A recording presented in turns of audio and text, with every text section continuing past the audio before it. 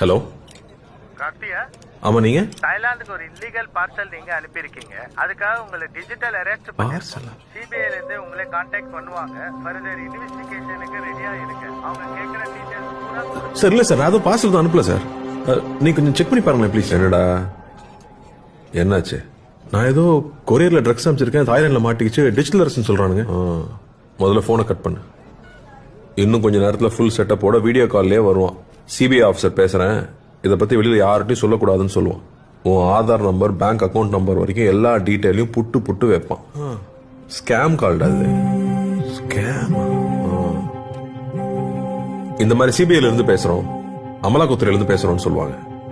உங்களுக்கு பரிசு விழுந்திருக்குன்னு சொல்லுவாங்க. பேங்க்ல இருந்து பேசுறோம், உங்க ஓடிபி நம்பர் கொடுங்கன்னு சொல்லுவாங்க. இப்படி பல வித்த வச்சிருக்கானுங்க, ஏமாந்துடாதீங்க. நம்மளுடைய பேராசையும் அறியாமையும் தான் இந்த மாதிரி சைபர் ஃப்ராட்ஸ்க்கான மூலதனமே. டிஜிட்டல் அரெஸ்ட்ங்கிற ஒரு சட்டமே நம்ம சட்டத்துறையில இல்ல, நம்ப வேண்டாம். இதுல மக்கள் பல கோடி ரூபாய் ஏமாந்துருக்காங்க. இதுல ஏமாந்தவங்க சின்னவங்க பெரியவங்க, படிச்சவங்க படிக்காதவங்கன்ற பேதமே இல்ல. வீட்டுல இருக்கிற எல்லாரையும் எஜுகேட் பண்ணுங்க, முக்கியமா பெரியவங்க. Let's build a safer digital world.